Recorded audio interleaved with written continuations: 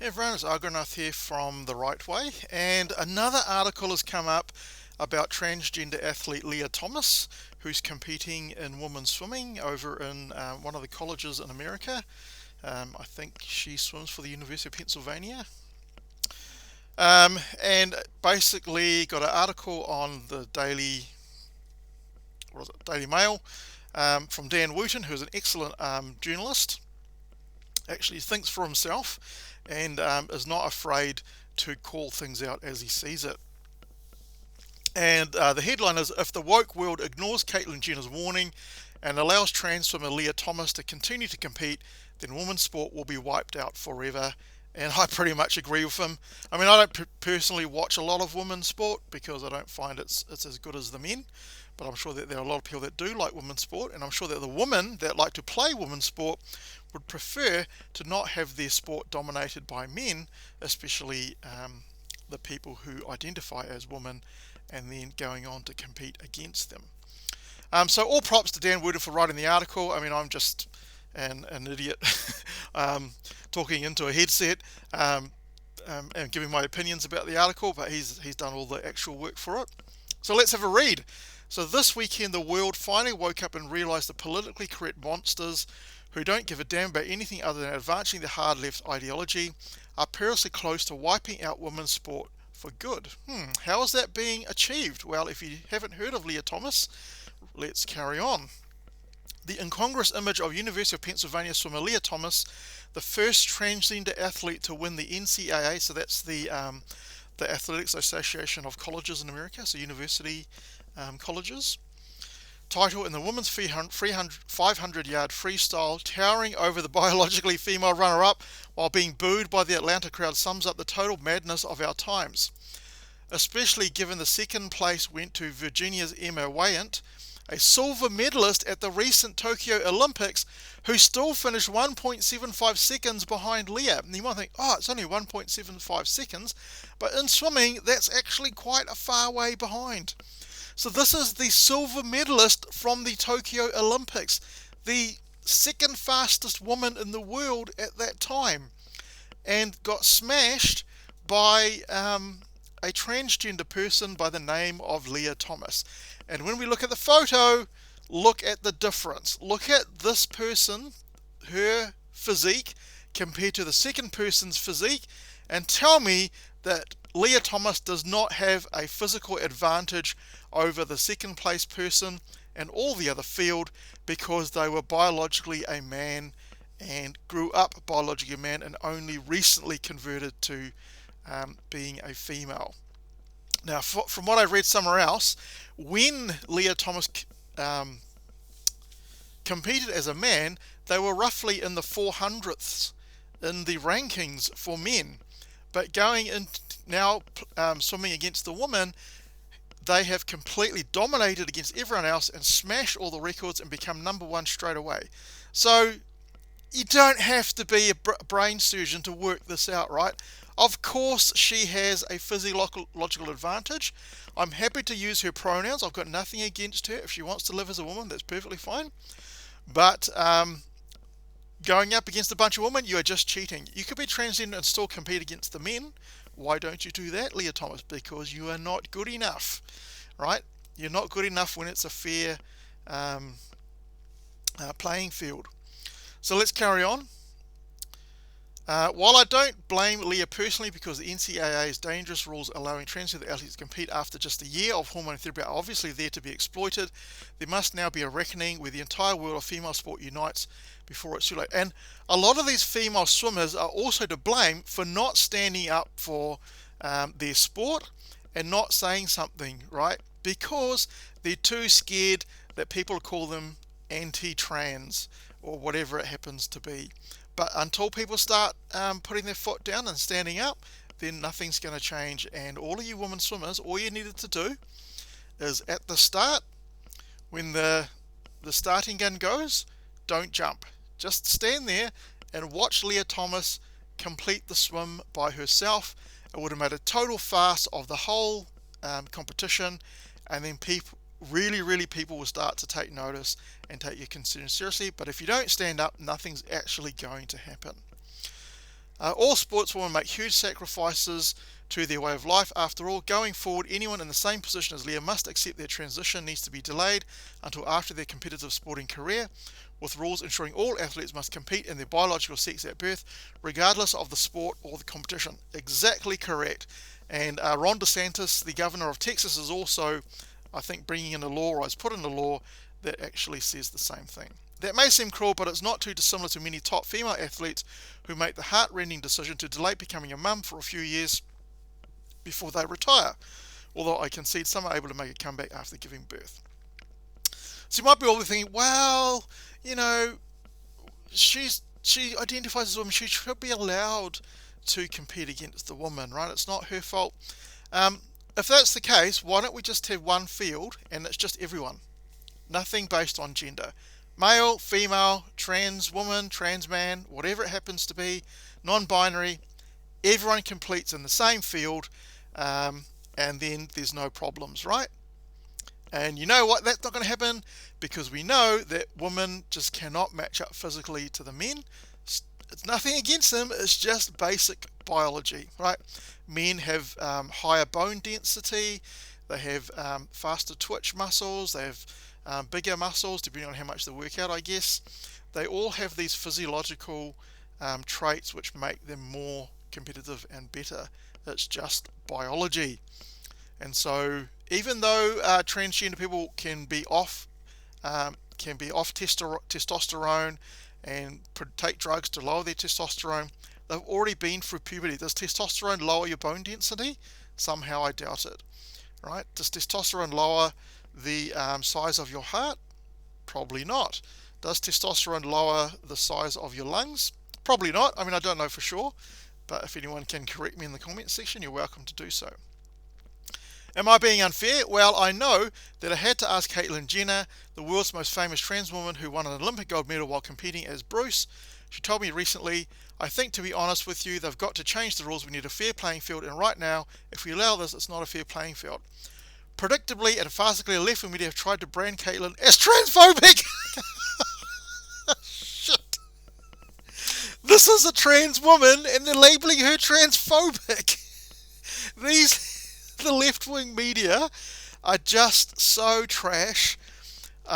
Just don't take anything that the mainstream left-wing media actually does. CNN, NBC, The Guardian, all of these, in New Zealand, there's Stuff and New Zealand Herald.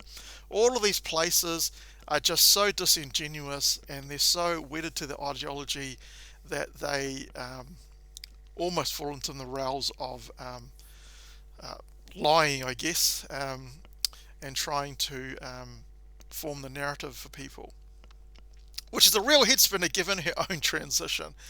But Caitlyn rightly sees the Lia Thomas debacle increasing the acrimony towards the trans community.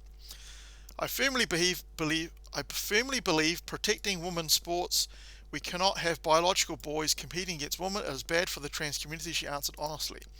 And then she went on further than me by personally criticising Lia, who she said was on the men's team only a few years ago, is now beating the woman by 2 laps for being irresponsible, continuing to compete despite the controversy. She wants the controversy. This is what Lia Thomas wants. She wanted to be famous, right? She wasn't doing it as a man, and I think probably a big part of it, I mean, I don't know what she was thinking, but in my opinion, a big part of that decision is probably, if I go and compete against a woman, I'm going to become famous because I'm going to smash them.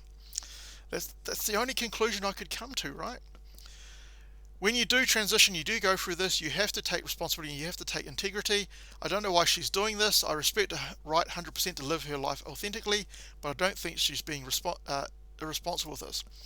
I'll admit it is somewhat suspicious that athletes like Thomas and the New Zealand weightlifter Laurel Hubbard, after make the decision to transition in a bid to compete in female events, after it has become obvious they will not succeed in the men's competitions. Right? That's very, very strange, right? Hubbard, at 43, was the first openly transgender athlete to compete at the Olympics last summer, having failed to make an impact while competing as a male for many years in junior competitions. Now, I'm from New Zealand, and I know all about Laurel Hubbard, and basically the top female weightlifter in the class that Hubbard competes at was phoned up by the New Zealand Olympic Committee and told to either retire or lose weight and drop down a weight division because she's not good enough to beat Hubbard. So basically, her as a woman was told she's not able to compete for New Zealand at the Olympics because this biological man was taking her place, which is absolutely disgusting. Lia, meanwhile, competed for 3 years on UPenn's men's team as well before transitioning to Nottingham, and not even in the top 500. Ooh, and without any doubt, Lia has massive physical advantages because of her biology. As the British swimmer Sharon Davies, a staunch advocate for female sport, wrote on the Mail on Sunday, Lia has been taking testosterone suppression medication required for the last 12 months as stipulated by the NCAA rules, but no amount of it can reverse the physical benefits of male puberty. Exactly correct. She has greater upper body strength and significantly more muscle mass than a woman of the same weight and height. She has greater lung capacity, better VO2, VO2? Oxygen uptake, I guess. Different bone density. She's nearly 6 foot 4 inches tall and has large hands and feet that act like paddles. So you've got all the advantages of being male, right? Bigger hands, bigger feet, better bone density. Of course, being tall as well. Of course, there can be women like that, but it's very rare to have women with that type of physiology, right? And if they do happen to have it, then that's their luck. They were born biologically a woman, and that's what they had, which is totally fine. But when you're a male, and this person's just an average male, right? And now you're smashing all the female athletes, it's not a good look. The problem is that speaking up for female athletes now sees you immediately branded as transphobic. Exactly correct. It's not being transphobic, it's just a matter of fairness to all the female competitors because you want to compete on a level playing field.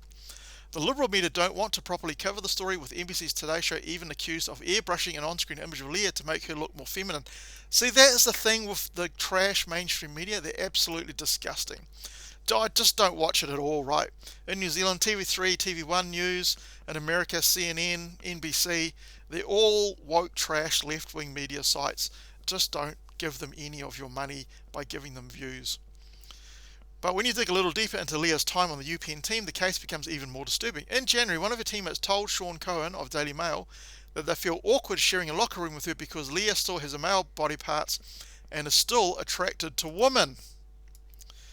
Lia's teammate added, multiple swimmers have raised it multiple different times. We were basically told that we could not ostracize Lia by not having her in the locker room, and there's nothing we can do about it, that we basically have to roll over and accept it, or we cannot use our own locker room. That is disgusting. Then there's the Hungarian-born swimmer Rika Georgi, who was bumped out of the finals by Lia, has now written a furious letter to the NCAA decrying the decision. This was my last college meet ever, and I feel frustrated. It feels like the final spot was taken away from me because of the NCAA's decision to let someone who is not a biological female compete. So what will girls do if too many trans women take up sports and start beating them all? They will basically stop competing. I mean, why would you bother going through the pain of training all the time, dieting, keeping your mind and body as healthy as you can? Why bother going through all of that if someone's just going to beat you because they were born a man? All right, it's just going to drop a huge number of people out of the actual sport. So USA Swimming's new policy is that athletes must record low levels of testosterone for 36 months to compete in the female category, a stronger regulation than the woke NCAA's requirement. They said in a statement recently, USA Swimming firmly believes in inclusivity and opportunity for all athletes to experience the sport of swimming in a manner consistent with their gender identity and expression. We also strongly believe in competitive equity and like men are doing our best to learn and educate ourselves in an appropriate space. But that's the whole problem, right? There isn't room to be inclusive because being born biologically male gives you an advantage. So maybe you could create a separate category which is for anyone, not just trans people, for anyone. Can anyone compete in that category? Make it an open category. Trans, female, non-binary, men can compete in it, or you can compete in men's only, or you can compete in women's only. Why don't we do that? I mean, that would be a very inclusive thing, right? Have a category for anyone. Very inclusive. So the trans people will feel that this is great because they're being included just like everyone else on a level playing field. I'm sure that I'm sure Lia Thomas and all the other female competitors will be quite happy to actually compete in an open field. So that was the end of the article. So I think Dan has really hit it on the spot. And here in New Zealand, our main sport is rugby, if you're not from New Zealand. And rugby is kind of like American football, slightly different. We don't use pads and stuff, but the hits aren't quite as bad as what you get in American football.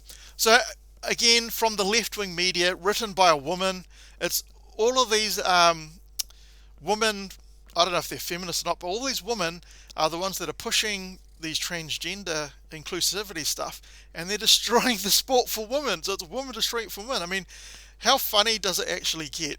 I mean, being a guy and not really that interested in women's sport, I don't really care, but I mean, I do think that there should be some fairity in women's sport. So I mean, if they want to destroy it themselves, then go for it. Just have an open category. Anyone can compete. The woman can compete with men in gridiron. They compete with men in football, whatever happens. But anyway, rugby likes to market itself as a game for all, no matter where you come from, what shape or size you are. There's always a place for you in rugby. So also the slick advertising campaigns tell us.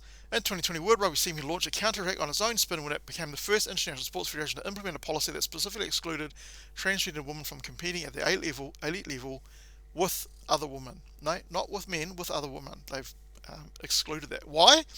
Because rugby is a contact sport. And of course, imagine one of the male rugby players playing against a woman and absolutely smashing her in a tackle.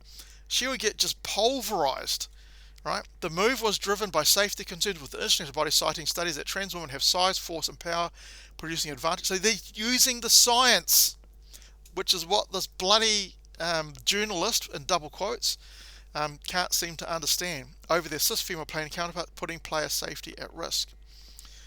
That goes on and on. I'm not going to read the whole article for you, but you kind of get the thing, right? Is that this article is trying to say that New Zealand rugby and world rugby is not doing enough to include transgender people into the game. But how are you going to do that when they have an obvious physiological advantage over women? Are you going to see a woman killed because they're playing against a trans woman who is much, much bigger than someone else? I think I heard another YouTuber say the same thing. It's going to take a female competitor to be killed by a trans person for people to then take it seriously. But that would result in the loss of someone's life, which would be absolutely horrific. But I think that's essentially what it's going to come down to at some point if we carry on this way. We need to, protect women from biological males from playing in their competitions to keep it fair. Anyway, that's my particular thoughts. What do you think? Do you care about women's sport? Do you care about them being able to compete fairly?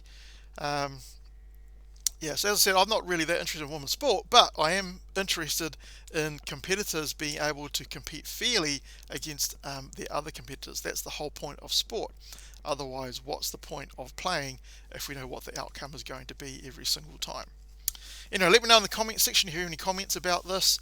Again, if you are agreeing with what I say, but you're a little bit scared to say things, then I can totally understand that as well, because all of the left-wing media and all the leftards on Twitter, on the internet, are just looking for opportunities to gang up on people online.